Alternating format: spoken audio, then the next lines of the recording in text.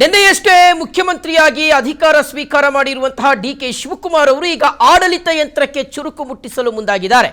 So ಹೀಗಾಗಿಯೇ ಅಧಿಕಾರಕ್ಕೆ ಏರಿರ್ತಕ್ಕಂಥ ಒಂದೇ ದಿನಕ್ಕೆ ಅಧಿಕಾರಿಗಳ ಮೀಟಿಂಗ್ ಅನ್ನ ಕರೆದಿದ್ದಾರೆ.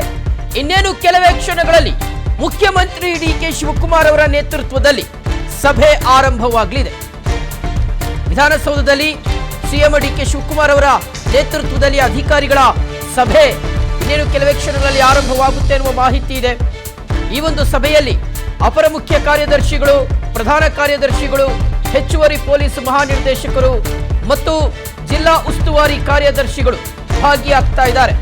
ಸಭೆಯಲ್ಲಿ ಡಿಸಿಎಂ ಡಾಕ್ಟರ್ ಜಿ ಪರಮೇಶ್ವರ್ ಅವರು ಸಹ ಭಾಗಿಯಾಗಿದ್ದಾರೆ. ಸೊ ಆಡಳಿತ ಯಂತ್ರಕ್ಕೆ ಚುರುಕು ಮುಟ್ಟಿಸೋದಕ್ಕೆ ಈಗ ಮುಖ್ಯಮಂತ್ರಿ ಡಿಕೆ ಶಿವಕುಮಾರ್ ಅವರು ಮುಂದಾಗಿದ್ದಾರೆ.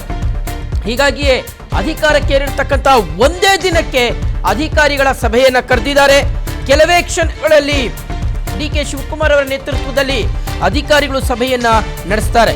ಈ ಒಂದು ಸಭೆಗೆ ಅಪರ ಮುಖ್ಯ ಕಾರ್ಯದರ್ಶಿಗಳು, ಪ್ರಧಾನ ಕಾರ್ಯದರ್ಶಿಗಳು, ಹೆಚ್ಚುವರಿ ಪೊಲೀಸ್ ಮಹಾನಿರ್ದೇಶಕರು, ಜಿಲ್ಲಾ ಉಸ್ತುವಾರಿ ಕಾರ್ಯದರ್ಶಿಗಳು ಮತ್ತು ಉಪಮುಖ್ಯಮಂತ್ರಿ ಡಾಕ್ಟರ್ ಜಿ ಪರಮೇಶ್ವರ್ ಅವರು ಎಲ್ಲರೂ ಸಹ ಭಾಗಿಯಾಗ್ತಾ ಇರುವಂಥದ್ದು. ಸೊ ಆ ಮೂಲಕ ಈ ಒಂದು ಆಡಳಿತಕ್ಕೆ ಮತ್ತಷ್ಟು ಚುರುಕನ್ನು ಮುಟ್ಟಿಸಬೇಕು. ಅಷ್ಟೇ ಅಲ್ಲ, ಯಾವೆಲ್ಲ ವಿಚಾರಗಳಲ್ಲಿ ಸರ್ಕಾರ ಹಿಂದೆ ಉಳ್ಕೊಂಡಿದೆ, ಯಾವ್ಯಾವ ಇಲಾಖೆಗಳಲ್ಲಿ ಅಧಿಕಾರಿಗಳು ತುಕ್ಕು ಹಿಡಿದ ವ್ಯವಸ್ಥೆಯಲ್ಲಿ ಇನ್ನೂ ಸಹ ಅದನ್ನು ನಡೆಸ್ಕೊಂಡು ಹೋಗ್ತಾ ಇದ್ದಾರೆ. ಅಧಿಕಾರಿಗಳು ಒಂದಷ್ಟು ಜನ ಗಾಢ ನಿದ್ರೆಗೆ ಜಾರ್ಬಿಟ್ಟಿದ್ದಾರೆ. ಸೊ ಆಡಳಿತ ಯಂತ್ರ ಒಂದು ರೀತಿಯಾಗಿ ಮಂಪರಿನಲ್ಲಿರ್ತಕ್ಕಂಥ ಒಂದು ಪರಿಸ್ಥಿತಿಯಲ್ಲಿದೆ.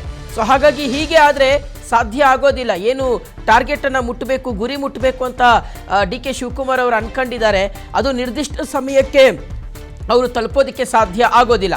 ಸೊ ಹಾಗಾಗಿಯೇ ಎಲ್ಲ ಅಧಿಕಾರಿಗಳು, ಇದು ಪರ್ಟಿಕ್ಯುಲರ್ ಆಗಿ ಒಂದು ಇಲಾಖೆ ಅಧಿಕಾರಿಗಳು ಅಂತಲ್ಲ, ಅಥವಾ ಬರೀ ಪೊಲೀಸ್ ಅಧಿಕಾರಿಗಳು ಮಾತ್ರ ಅಂತಲ್ಲ, ಎಲ್ಲ ಇಲಾಖೆಯ ಪ್ರಮುಖ ಅಧಿಕಾರಿಗಳ ಜೊತೆಗೆ ಮುಖ್ಯಮಂತ್ರಿ ಡಿಕೆ ಶಿವಕುಮಾರ್ ಅವರು ಸಭೆಯನ್ನು ನಡೆಸ್ತಾ ಇದ್ದಾರೆ. ವಿಧಾನಸೌಧದಲ್ಲಿ ಇನ್ನೇನು ಕೆಲವೇ ಕ್ಷಣಗಳಲ್ಲಿ ಸಭೆ ಆರಂಭವಾಗುತ್ತೆ. ಯಾಕೆಂದರೆ ಒಂದು ಕಡೆ ಶಾಸಕಾಂಗ ಎಷ್ಟು ಇಂಪಾರ್ಟೆಂಟ್ ಆಗುತ್ತೋ ಅದೇ ರೀತಿಯಾಗಿ ಕಾರ್ಯಾಂಗವೂ ಸಹ ಬಹಳ ಬಹಳ ಇಂಪಾರ್ಟೆಂಟ್ ಆಗುತ್ತೆ ಅಂತ. ಯಾಕೆ ಅಂದರೆ ನೋಡಿ, ನಮ್ಮ ಜನಪ್ರತಿನಿಧಿಗಳು ಎಷ್ಟೇ ಎಫೆಕ್ಟಿವ್ ಆಗಿ ಕೆಲಸ ಮಾಡಿದ್ರೂ ಸಹ, ಎಷ್ಟೇ ಖಡಕ್ ಆಗಿ ಸೂಚನೆ ಕೊಟ್ಟರೂ ಸಹ, ಅಧಿಕಾರಿಗಳು ಕರ್ತವ್ಯ ನಿಷ್ಠೆಯಿಂದ, ದಕ್ಷತೆಯಿಂದ, ಪ್ರಾಮಾಣಿಕತೆಯಿಂದ ಕೆಲಸ ಮಾಡಬೇಕು. ಬಹಳ ಎನರ್ಜಿಟಿಕ್ ಆಗಿ ಕೆಲಸ ಮಾಡಬೇಕು. ಇಲ್ಲಾಂದ್ರೆ ಏನಾಗೋಗ್ಬಿಡುತ್ತೆ ಗೊತ್ತಾ, ಬರೀ ಒಂದು ಸೈಡೇ ಬರೀ ಚಪ್ಪಾಳೆ ತಟ್ಟದಂಗೆ ಆಗುತ್ತೆ. ಒಂದೇ ಕೈಯಲ್ಲಿ ಚಪ್ಪಾಳೆ ತಟ್ಟೋದಕ್ಕೆ ಸಾಧ್ಯ ಇಲ್ಲ. ಸೊ ಹಾಗಾಗಿ ಎರಡೂ ಕಡೆಯಿಂದಲೂ ಸಹ ವೈಸ್ ವರ್ಸ, ಎರಡೂ ಕಡೆಯಿಂದಲೂ ಅದಕ್ಕೆ ಸಪೋರ್ಟ್ ಬೇಕು. ಯಾವುದೇ ಈಗ ಉದಾಹರಣೆಗೆ ಈಗ ನಮ್ಮ ಜನಪರ ಯೋಜನೆಗಳು, ಈಗ ಪಂಚ ಗ್ಯಾರಂಟಿಗಳ ವಿಚಾರಕ್ಕೆ ಇಟ್ಕೊಳ್ಳೋದು ನಾವು ಲೆಕ್ಕಕ್ಕೆ ತಗೊಂಡ್ರು ಕೂಡ, ಈ ಪಂಚ ಗ್ಯಾರಂಟಿಗಳು ಸಮರ್ಪಕವಾಗಿ ಜನರನ್ನು ತಲುಪ್ತಾ ಇದೆಯಾ ಅಂತ ನೋಡೋದಕ್ಕೆ ಸರ್ಕಾರ ಏನೋ ದುಡ್ಡನ್ನು ಬಿಡುಗಡೆ ಮಾಡುತ್ತೆ ಅಂತ ಇಟ್ಕೊಳ್ಳಿ, ಆದರೆ ಅದನ್ನು ತಲುಪಿಸೋದು ಅಧಿಕಾರಿಗಳಲ್ವಾ, ಆಯಾ ಇಲಾಖೆಯ ಅಧಿಕಾರಿಗಳು ಸಮರ್ಪಕವಾಗಿ ಕೆಲಸ ಮಾಡಬೇಕಲ್ವೇ. ಒಂದು ವೇಳೆ ಏನಾದರೂ ಅಧಿಕಾರಿಗಳು ಕೆಲಸ ಮಾಡಿಲ್ಲ ಅಂದರೆ, ಸರಿಯಾಗಿ ಆ ಒಂದು ಯೋಜನೆಯೋ ಅಥವಾ ಆ ಒಂದು ಅಭಿವೃದ್ಧಿ ಕಾರ್ಯಗಳು ಜನರಿಗೆ ಸರಿಯಾಗಿ ತಲುಪಲಿಲ್ಲ ಅಂದರೆ, ಫೈನಲ್ ಆಗಿ ಆ ಕೆಟ್ಟ ಹೆಸರು ಬಂದು ನಿಂತ್ಕೊಳ್ಳೋದು ಯಾರಿಗೆ? ಸರ್ಕಾರಕ್ಕೆ, ಮುಖ್ಯಮಂತ್ರಿಗಳಿಗೆ. ಸೊ ಹಾಗಾಗಿ ಇದು ಯಾವುದು ಸಹ ಆಗಬಾರ್ದು ಅಂತಹ ಮುಖ್ಯಮಂತ್ರಿ ಡಿಕೆ ಶಿವಕುಮಾರ್ ಅವರು ಬಹಳ ಎಫೆಕ್ಟಿವ್ ಆಗಿ ಇವತ್ತಿನಿಂದಲೇ ಕಾರ್ಯೋನ್ಮುಖರಾಗಿದ್ದಾರೆ. ಸೊ ಬಹಳ ಎಂಥೂಸಿಸ್ಟಿಕ್ ಆಗಿ, ಬಹಳ ಎನರ್ಜೆಟಿಕ್ ಆಗಿ ಬೆಳಗ್ಗೆಯಿಂದಲೂ ಸಹ ಮುಖ್ಯಮಂತ್ರಿ ಡಿಕೆ ಶಿವಕುಮಾರ್ ಅವರು ಓಡಾಡ್ತಾ ಇದ್ದಾರೆ. ಸೊ ಇವತ್ತು ಈಗ ಇನ್ನೇನು ಕೆಲವೇ ಕ್ಷಣಗಳಲ್ಲಿ ಸಭೆ ಆರಂಭವಾಗುತ್ತೆ. ಈ ಸಭೆಯಲ್ಲಿ ಅಧಿಕಾರಿಗಳಿಗೆ ಸಲಹೆಯಲ್ಲ, ಸೂಚನೆ, ಖಡಕ್ ಸೂಚನೆ, ನಿದ್ದೆ ಮಾಡ್ತಾ ಇರ್ತಕ್ಕಂಥ ಅಧಿಕಾರಿಗಳಿಗೆ ಎಚ್ಚರಿಕೆಯನ್ನ ಕೊಡುವಂತಹ ಎಲ್ಲ ಸಾಧ್ಯತೆ ಇದೆ.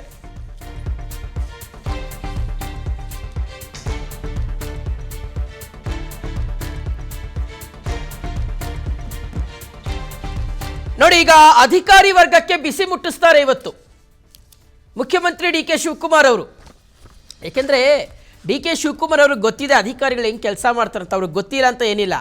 ಅವರು ಉಪಮುಖ್ಯಮಂತ್ರಿಗಳಾಗಿ ಕೆಲಸ ಮಾಡಿದಂಥವ್ರು, ಬೆಂಗಳೂರು ನಗರಾಭಿವೃದ್ಧಿ ಸಚಿವರಾಗಿ ಕೆಲಸ ಮಾಡಿದಂಥವ್ರು ಈ ಹಿಂದೆ. ಅವ್ರಿಗೆ ಗೊತ್ತಿದೆ ಅಧಿಕಾರಿಗಳು ಹೆಂಗೆ ನಿದ್ದೆ ಮಾಡ್ತಾ ಇರ್ತಾರೆ, ಸರಿಯಾಗಿ ಕೆಲಸ ಮಾಡದೆ ಯಾವ ರೀತಿಯಾಗಿ ಬೇಜವಾಬ್ದಾರಿತನವನ್ನು ಪ್ರದರ್ಶನ ಮಾಡ್ತಾರೆ ಅಂತ. ಯಾಕೆಂದರೆ ತುಂಬ ಸಲ ಬೆಂಗಳೂರು ಸಿಟಿ ರೌಂಡ್ಸ್ ಹೋದಂಥ ಸಂದರ್ಭದಲ್ಲಿ ಈ ಹಿಂದೆ ಎಷ್ಟೋ ಜನ ಅಧಿಕಾರಿಗಳು ಉಪಮುಖ್ಯಮಂತ್ರಿಗಳು ಸಿಟಿ ರೌಂಡ್ಸ್ಗೆ ಬಂದರೂ ಸಹ ಬಂದಿರದೇ ಇರತಕ್ಕಂಥ ನಿದರ್ಶನಗಳನ್ನು ಗಮನಿಸಿದ್ದೀವಿ. ಫೋನ್ ಮಾಡಿ ಬೈದಿದ್ದಾರೆ ಡಿಕೆ ಶಿವಕುಮಾರ್ ಅವರು ಅಕ್ಷರಶಃ. ಏನ್ರಿ ಎಲ್ಲಿದ್ದೀರ ರೀ, ನಾನೇ ಬಂದಿದ್ದೀನಿ, ನೀವಿಲ್ವಲ್ರಿ ಸ್ಪಾಟಲ್ಲಿ ಅಂತ ಎಷ್ಟೋ ಸಲ ಗದರಿದ್ದಾರೆ, ತರಾಟೆಗೆ ತೆಗೆದುಕೊಂಡಿರ್ತಕ್ಕಂಥ ನಿದರ್ಶನವನ್ನು ನಾವು ನೋಡಿದ್ದೀವಿ. ಸೊ ಹಾಗಾಗಿ ಮುಖ್ಯಮಂತ್ರಿಗಳಿಗೆ ಚೆನ್ನಾಗಿ ಗೊತ್ತಿದೆ ಎಲ್ಲಿ ಕಿವಿ ಹಿಂಡಿದ್ರೆ, ಎಲ್ಲಿ ಬಿಸಿ ಮುಟ್ಟಿಸಿದ್ರೆ, ಎಲ್ಲಿ ಟೈಟ್ ಮಾಡಿದ್ರೆ ಎಲ್ಲಿ ಚೆನ್ನಾಗಿ ಕೆಲಸ ಆಗುತ್ತೆ ಅನ್ನುವಂಥದ್ದು ಅವ್ರಿಗೆ ತುಂಬ ಚೆನ್ನಾಗಿ ಗೊತ್ತಿದೆ. ಸೊ ಹಾಗಾಗಿ ನಮ್ಮ ಜನಪ್ರತಿನಿಧಿಗಳು, ಶಾಸಕರುಗಳು, ಮುಖ್ಯಮಂತ್ರಿಗಳು, ಉಪಮುಖ್ಯಮಂತ್ರಿಗಳು ಅಥವಾ ಮಂತ್ರಿಗಳು ಎಷ್ಟೇ ಎಫೆಕ್ಟಿವ್ ಆಗಿ, ಎಷ್ಟೇ ಎನರ್ಜೆಟಿಕ್ ಆಗಿ ಕೆಲಸ ಮಾಡಿದ್ರು ಸಹ ಫೈನಲ್ ಆಗಿ ಎಲ್ಲವೂ ಸಹ ಇರ್ತಕ್ಕಂಥದ್ದು ಅಧಿಕಾರಿಗಳ ಕೈಯಲ್ಲಿ. ಅಧಿಕಾರಿ ವರ್ಗ ಕರೆಕ್ಟಾಗಿ ಕೆಲಸ ಮಾಡಿಲ್ಲ ಅಂದರೆ ಯಾವುದೂ ಸಹ ಸಮರ್ಪಕವಾಗಿ ಕೆಲಸ ಆಗೋದಿಲ್ಲ. ಸೊ ಹಾಗಾಗಿ ಅಂಥ ಅಧಿಕಾರಿಗಳಿಗೆ ಬಿಸಿ ಮುಟ್ಟಿಸುವಂಥದ್ದು ಕೆಲಸವನ್ನು ಮುಖ್ಯಮಂತ್ರಿ ಡಿ ಕೆ ಶಿವಕುಮಾರ್ ಅವರು ಇವತ್ತು ಮಾಡಲಿಕ್ಕಿದ್ದಾರೆ. ಇನ್ನು ಡಿ ಕೆ ಶಿವಕುಮಾರ್ ಅವರಿಗೆ ಇರ್ತಕ್ಕಂಥದ್ದು ವೆರಿ ಶಾರ್ಟ್ ಸ್ಪ್ಯಾನ್ ಅಷ್ಟೇ. ಯಾಕೆಂದರೆ ಬರೀ 2 ವರ್ಷ ಮಾತ್ರ ಟೈಮ್ ಇದೆ. ಅವ್ರ ಮೇಲೆ ಭರಪೂರವಾಗಿರ್ತಕ್ಕಂಥ ನಿರೀಕ್ಷೆನ ರಾಜ್ಯದ ಜನರು ಇಟ್ಕೊಂಡಿದ್ದಾರೆ. ಸಾಕಷ್ಟು ಸವಾಲುಗಳು ಅವ್ರ ಮುಂದೆ ಇರ್ತಕ್ಕಂಥದ್ದು ಮತ್ತು 2 ವರ್ಷಗಳಲ್ಲಿ ಕಡಿಮೆ ಅವಧಿಯಲ್ಲೇ ಸಾಕಷ್ಟು ಮಾಡಬೇಕಾಗಿರ್ತಕ್ಕಂಥ ಒಂದು ಬಿಗ್ ಚಾಲೆಂಜ್ ಮುಖ್ಯಮಂತ್ರಿ ಡಿ ಕೆ ಶಿವಕುಮಾರ್ ಅವರ ಮುಂದೆ ಇದೆ. ಸೊ ಹಾಗಾಗಿಯೇ ಡಿ ಕೆ ಶಿವಕುಮಾರ್ ಅವರು ಈಗಿನಿಂದಲೇ ವೆರಿ ಫಸ್ಟ್ ಡೇ ಇಂದಲೇ ಅದರ ಕಡೆಗೆ ಕಾರ್ಯೋನ್ಮುಖರಾಗಿದ್ದಾರೆ. ಓಕೆ, ಡೀಟೇಲ್ಸ್ ಕೊಡ್ತಾರೆ ನಮ್ಮ ಪ್ರತಿನಿಧಿ ಧ್ರುವ. ಈಗ ವಿಧಾನಸೌಧದಿಂದ ಲೈವಲ್ಲಿ ಕನೆಕ್ಟ್ ಆಗ್ತಾ ಇರ್ತಕ್ಕಂಥದ್ದು. ಧ್ರುವ, ಎಷ್ಟೊತ್ತಿಗೆ ಸಭೆ ಆರಂಭವಾಗುತ್ತೆ, ಯಾವೆಲ್ಲ ಅಧಿಕಾರಿಗಳು ಭಾಗಿಯಾಗ್ತಾ ಇದ್ದಾರೆ, ಅಂಡ್ ಈ ಒಂದು ಸಭೆ ಅಧಿಕಾರಿ ವರ್ಗದಲ್ಲಿ ಯಾವ ರೀತಿಗೆ ಮಹತ್ವವನ್ನು ಪಡ್ಕೊಳ್ತಾ ಇದೆ ಅಂತ?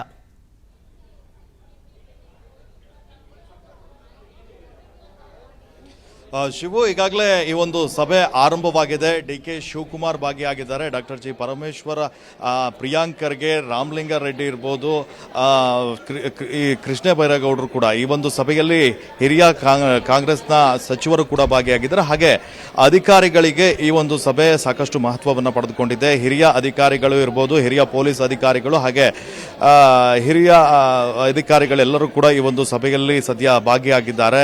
ಈ ಸಭೆಯಲ್ಲಿ ಮುಖ್ಯವಾಗಿ ಚರ್ಚೆ ಆಗ್ತಾ ಇರುವಂತಹ ವಿಚಾರಗಳು ಆಡಳಿತಾತ್ಮಕ ದೃಷ್ಟಿಯಿಂದ ಇರಬಹುದು, ಹಾಗೆ ರಾಜ್ಯದಲ್ಲಿ ಕಾನೂನು ಸುವ್ಯವಸ್ಥೆಯನ್ನ ಕಾಪಾಡುವಂತಹ ಉದ್ದೇಶದಿಂದಾಗಿ ಅದಕ್ಕೆ ಒಂದು ಮೇಜರ್ ಆಗಿ ಬದಲಾವಣೆಯನ್ನ ತರಬೇಕು ಅನ್ನುವಂಥದ್ದು. ಅಂದ್ರೆ ಆಡಳಿತಕ್ಕೆ ಚುರುಕನ್ನ ಮೂಡಿಸಬೇಕು, ಯಾವ ರೀತಿ ಬದಲಾವಣೆಗಳನ್ನ ತರಬೇಕು ಅನ್ನುವಂತಹ ಒಂದು ವಿಚಾರಕ್ಕೆ ಸಂಬಂಧಪಟ್ಟ ಹಾಗೆ ಸಭೆಯಲ್ಲಿ ಸಮಗ್ರವಾಗಿ ಚರ್ಚೆಯನ್ನ ಕೂಡ ನಡೆಸ್ತಾ ಹೋಗ್ತಾರೆ. ಇದರಲ್ಲಿ ಇನ್ನೊಂದು ಮುಖ್ಯ ವಿಚಾರ ಅಂದ್ರೆ ಯಾವಾಗ ಹೊಸ ಸಿಎಂ ಆಗಿ ಅಧಿಕಾರವನ್ನ ಸ್ವೀಕಾರ ಮಾಡ್ತಾರೋ ಆನಂತರ ಹಿರಿಯ ಅಧಿಕಾರಿಗಳ ಬದಲಾವಣೆ ಕೂಡ ಆಗುತ್ತೆ. ಇನ್ನೇನು ಟ್ರಾನ್ಸ್ಫರ್ಗಳು ಆಗ್ತವೆ.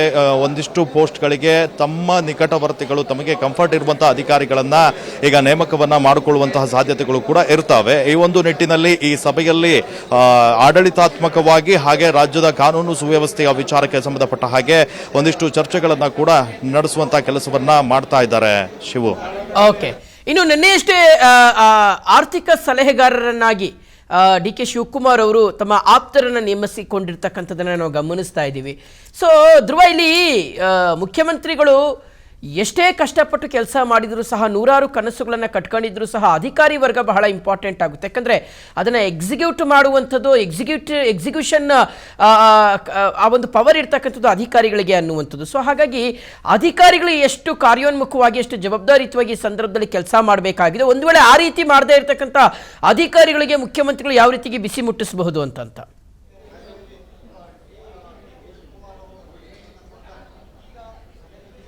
ಈಗಾಗಲೇ ಡಿ ಕೆ ಶಿವಕುಮಾರ್ ಅವರು DCM ಆಗಿದ್ರು, ಅದಾದ ನಂತರ ಬೆಂಗಳೂರು ನಗರಾಭಿವೃದ್ಧಿ ಸಚಿವರಾಗಿದ್ರು. ಆ ವೇಳೆ ಕೂಡ ಇದು GBA ಏನಿದೆ ಅಲ್ಲಿ ಹಿರಿಯ ಅಧಿಕಾರಿಗಳನ್ನ ನೇಮಕ ಮಾಡಿಕೊಂಡು ಅಲ್ಲಿ ಮೇಜರ್ ಸರ್ಜರಿಯನ್ನ ಕೂಡ ಮಾಡಿದ್ರು. ಸಾಕಷ್ಟು ವಿಶೇಷ ಯೋಜನೆಗಳನ್ನ ಜಾರಿಗೆ ತಂದ್ರು, ಆಡಳಿತದಲ್ಲಿ ಸುಧಾರಣೆಯನ್ನ ಕೂಡ ಮಾಡಿದ್ರು. ಸೊ ಹಾಗಾಗಿ ಇನ್ನೆರಡು ವರ್ಷಗಳ ಕಾಲ ಡಿ ಕೆ ಶಿವಕುಮಾರ್ ಅವರು ತಮ್ಮ ಆಡಳಿತವನ್ನ ನಡೆಸುವಂತಹ ಸಂದರ್ಭದಲ್ಲಿ ಅದನ್ನ ಇಂಪ್ಲಿಮೆಂಟ್ ಮಾಡಲಿಕ್ಕಾಗಿ ಹಿರಿಯ ಅಧಿಕಾರಿಗಳು ಅಗತ್ಯ ಇದೆ. ಈಗಾಗಲೇ ಆರ್ಥಿಕ ಸಲಹೆಗಾರರಾಗಿ LK ಅತೀಕ್ ಅವರನ್ನ ನೇಮಕ ಮಾಡಿಕೊಂಡಿದ್ದಾರೆ. ತುಷಾರ್ ಗಿರಿನಾಥ್ ಅವರನ್ನ ತಮ್ಮ ಸಲಹೆಗಾರರಾಗಿ ಕಾರ್ಯದರ್ಶಿಯಾಗಿ ನೇಮಕ ಮಾಡಿಕೊಂಡಿದ್ದಾರೆ. ಸೊ ಹಾಗಾಗಿ ಈ ಎಲ್ಲ ಬದಲಾವಣೆಗಳು ಕೂಡ ಆಡಳಿತಾತ್ಮಕ ದೃಷ್ಟಿಯಿಂದಾಗಿ ಸರ್ಕಾರಕ್ಕೂ ಕೂಡ ಒಂದು ಲಾಭ ಆಗುತ್ತೆ. ಈ ಒಂದು ನಿಟ್ಟಿನಲ್ಲಿ ಈ ಕೆಲಸಗಳನ್ನ ಯಾವ ರೀತಿ ಮಾಡಬೇಕು, ಈ ಯೋಜನೆಗಳನ್ನ ಯಾವ ರೀತಿ ಇಂಪ್ಲಿಮೆಂಟ್ ಆಗಬೇಕು, ಎಷ್ಟು ಅನುಭವವನ್ನ ಹೊಂದಿದ್ದಾರೆ, ಇವೆಲ್ಲವನ್ನ ಪರಿಗಣನೆ ಮಾಡಿ ಈಗ ಸದ್ಯ ಅವರನ್ನ ನೇಮಕ ಮಾಡಿಕೊಳ್ಳುವಂತ ಕೆಲಸವನ್ನ ಮಾಡ್ತಾ ಹೋಗ್ತಾರೆ. ಈ ಒಂದು ಸಭೆಯಲ್ಲಿ ಕೂಡ